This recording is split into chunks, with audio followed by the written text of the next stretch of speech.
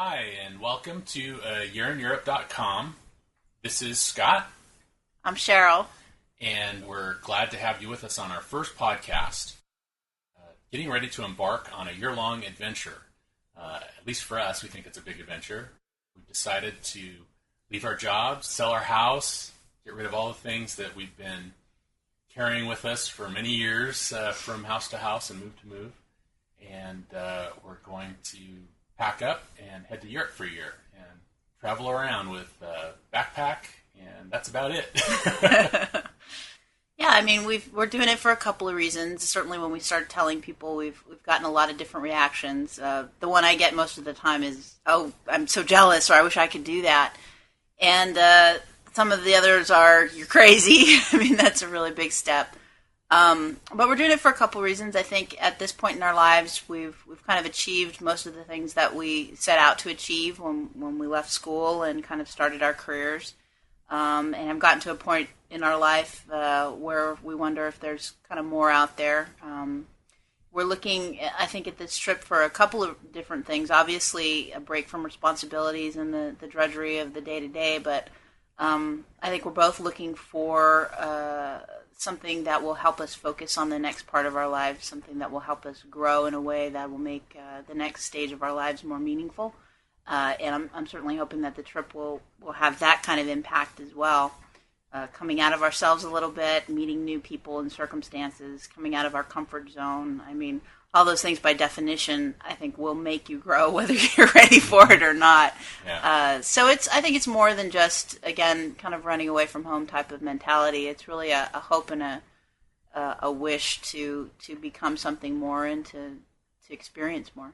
Yeah, and I think that we haven't had kind of the opportunity to do that ever, really. I mean, we went straight through college and grad school and We got married very young, Yep. both at 23, Yep. and have really been on kind of where we grew up from and where, you expect us to go, kind of a middle-class upbringing and kind of followed that path and have decided that, while we're young and our hips and our knees are good, to go ahead and go out and start taking a look at what else is out there. Yeah. So we're, as we said before, we're going to start out in the UK, and we're going to spend a couple of months tooling around over there. We've been over there briefly before for vacation, but we started to kind of formulate a plan a few months ago, and have been doing a lot of reading, a lot of surfing. I think it's a gentle start into the trip, too. I mean, obviously language won't be a barrier. Accent may be, and customs may be, and phraseology and stuff may be. But, I think starting, out in an area that we can at least communicate well will at least help us kind of ease into the whole process, I think, a little bit easier. And certainly England in the summer is a gorgeous place to start out, so...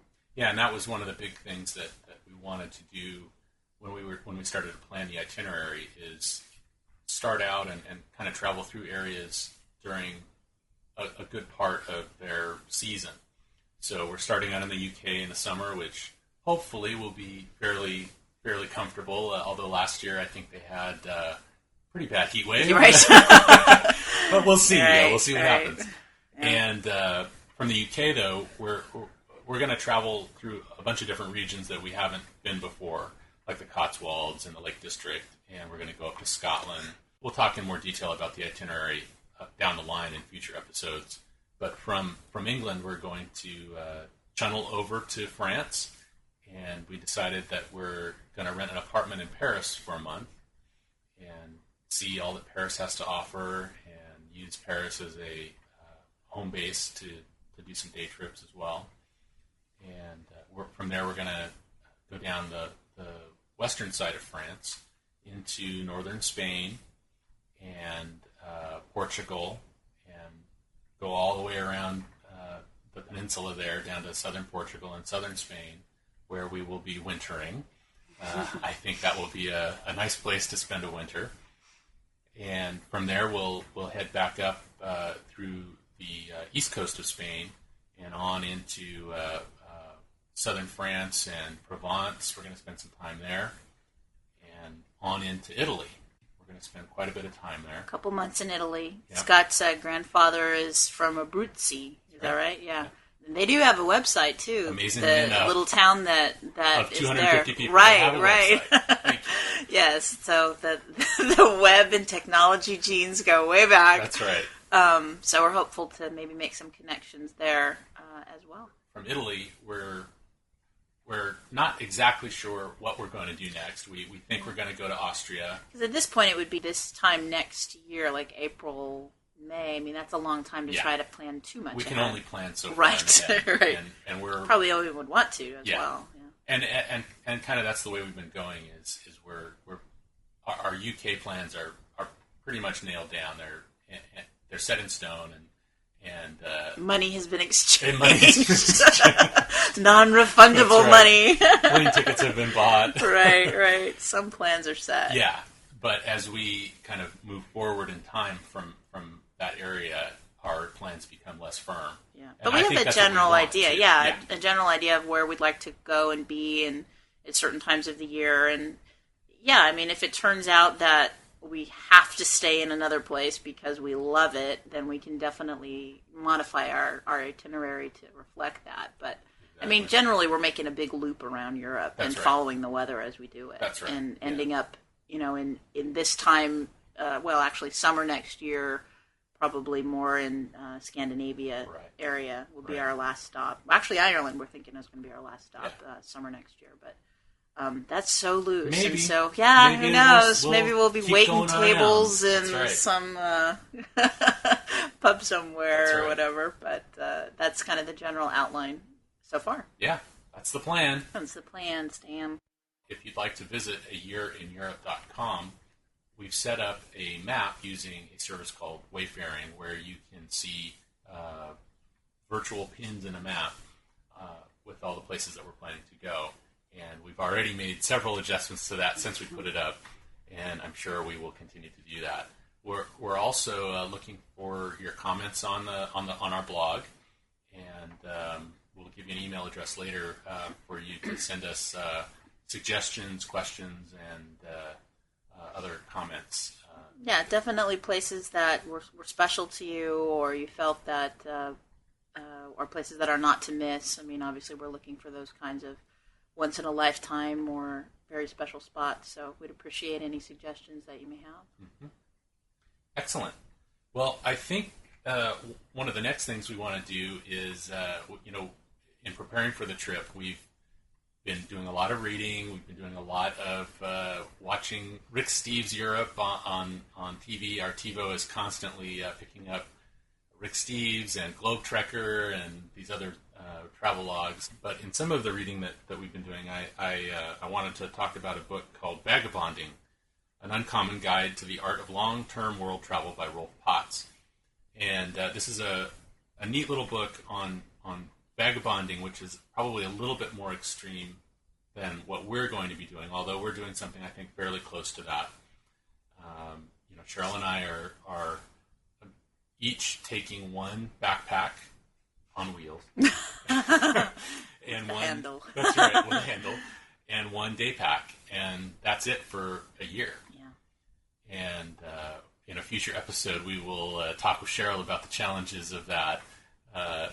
Packing what she wants to wear for a year, basically.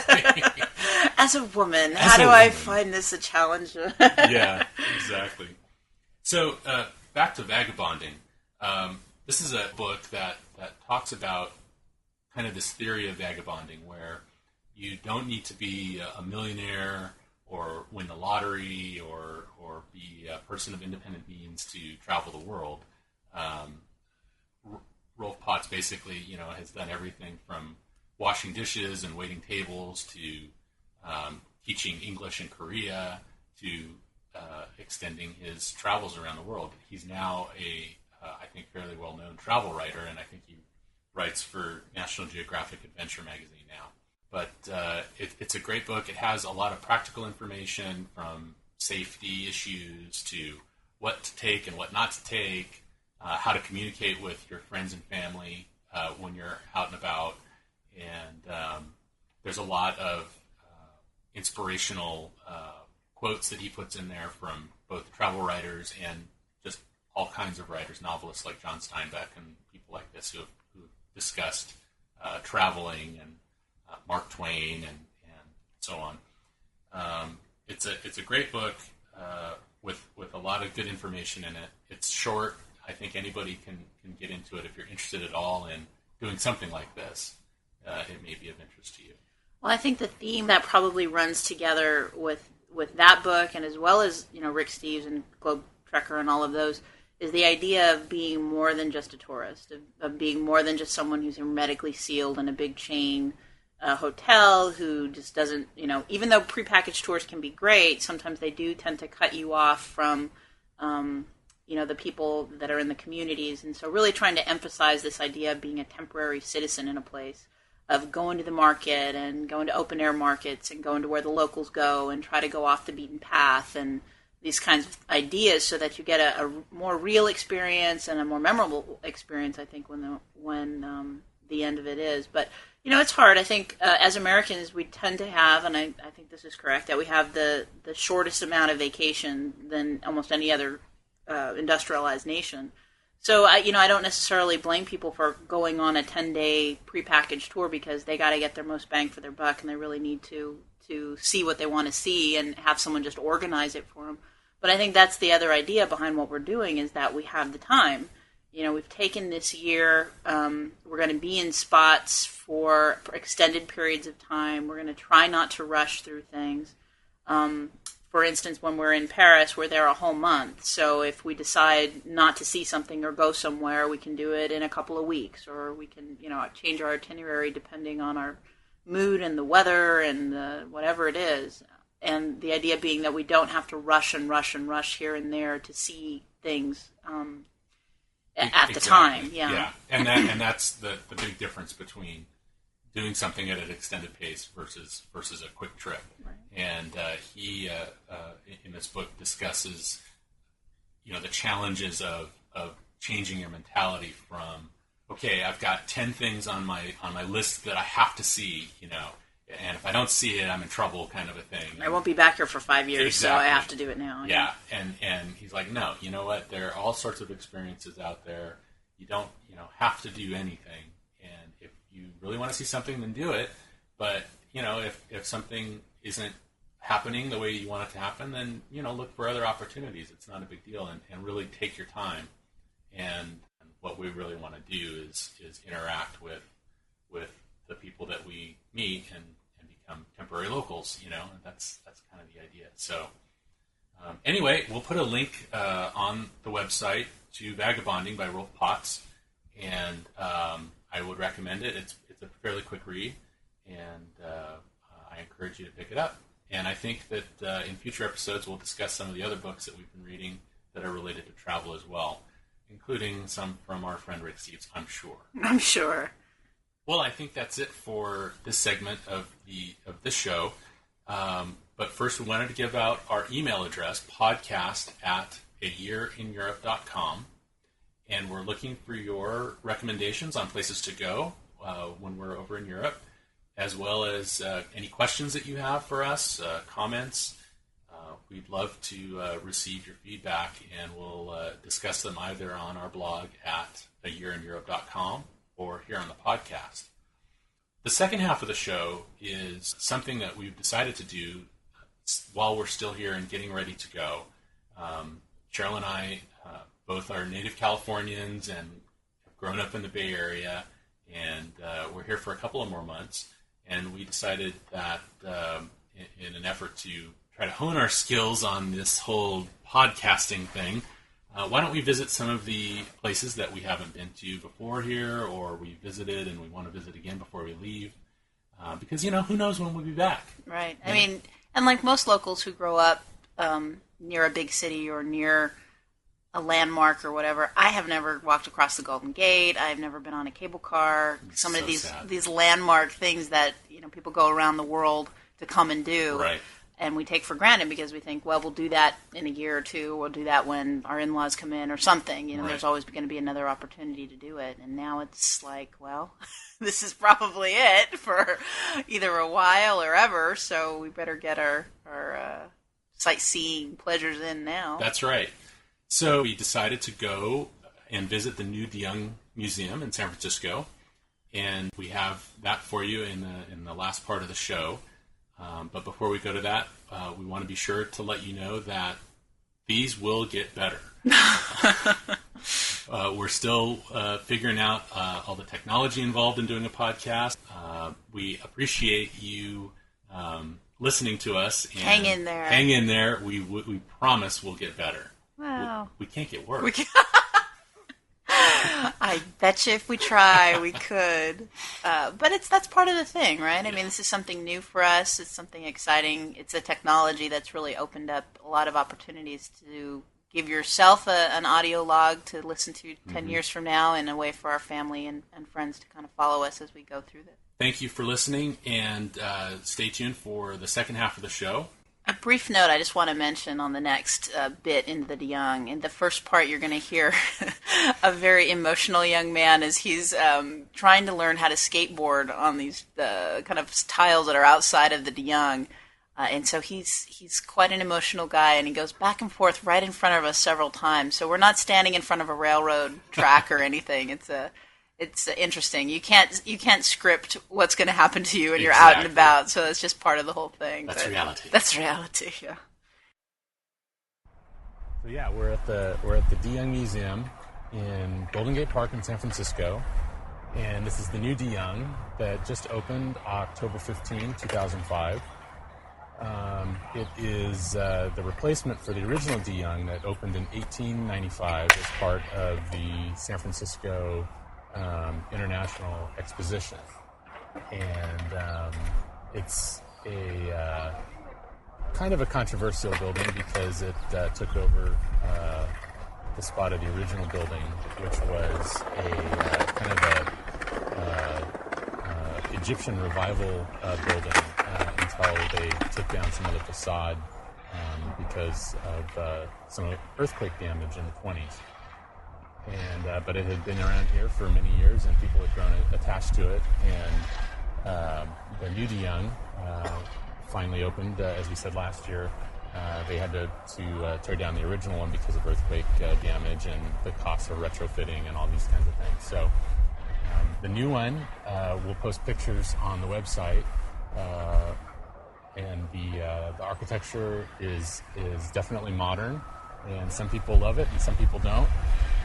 The people that don't like it equate it to a battleship or a submarine with a conning tower. There's a big tower that you can see kind of on the back side of the building. And I kind of think of it more of in the spirit of a Mayan temple or something like that. I kind of like the way it looks. The outside of the building is all copper, and it's this very interestingly textured copper plating. And I think that the plan over the years, as copper naturally oxidizes, is to let it go green. So we're kind of fortunate in that we can enjoy it in its current kind of copper tone. So we're about ready to go inside. You can maybe hear some construction across the way from us where they're rebuilding the Steinhardt. It's the Steinhardt Aquarium, but what do they call it? The California Academy of Science. There you go. Arts and Science. There's a giant crane lifting some porta potties right now. Technology at work. Yes. All right, so we're going to go on in.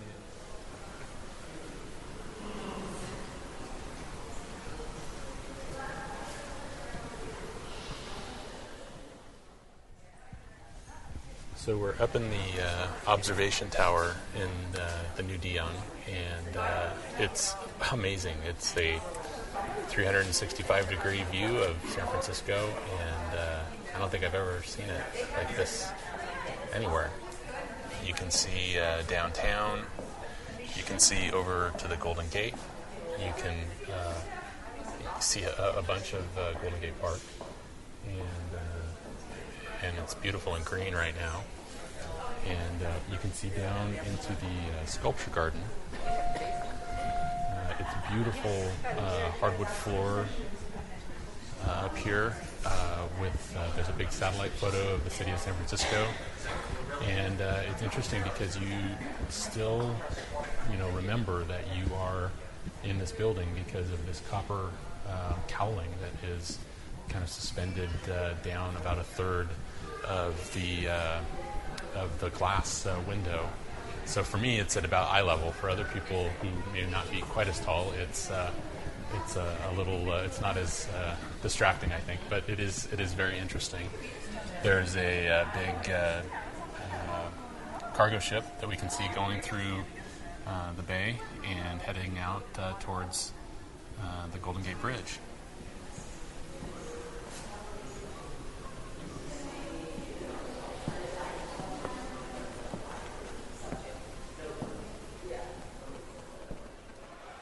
Well, we're not at the De Young anymore. We took off after seeing, I'd say, about 70% of it. I think that was pretty good, 70%. It was good. It was great, but it started to get cold and rainy there.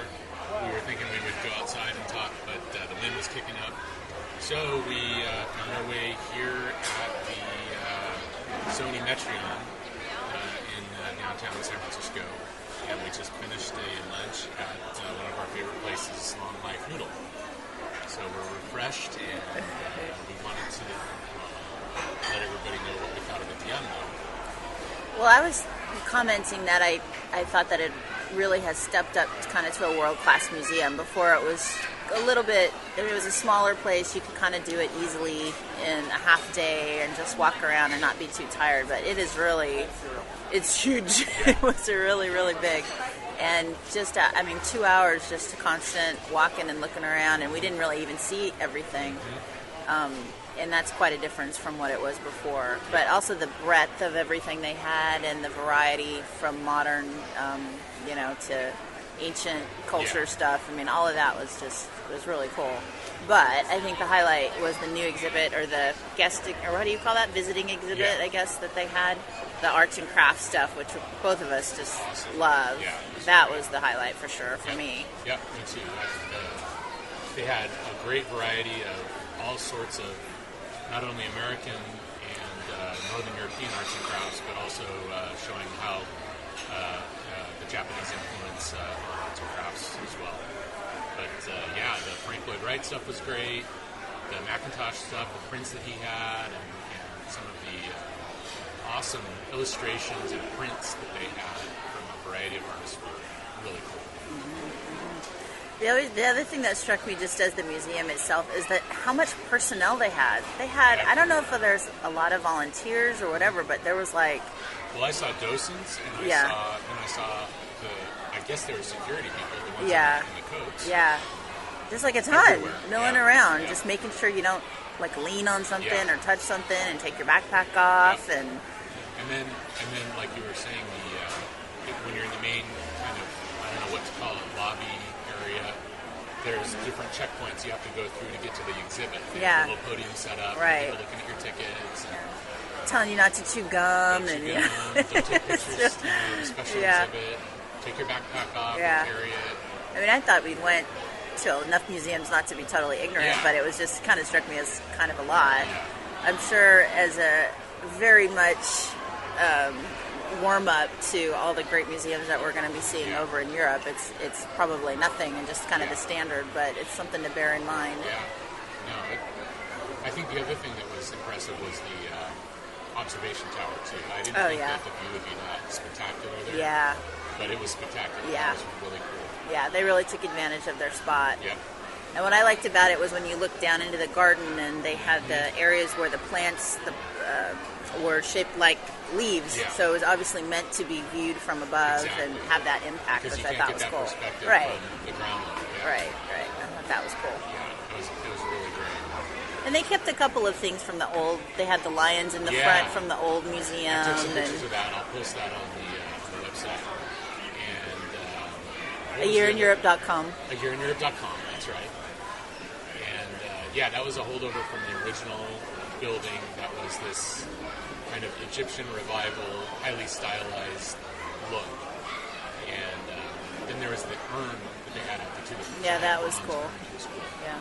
So keep a little bit of the old, Yeah. but I mean, mostly it's a completely different feel, and it's like a modern world-class museum now, and it's really impressive. Yeah.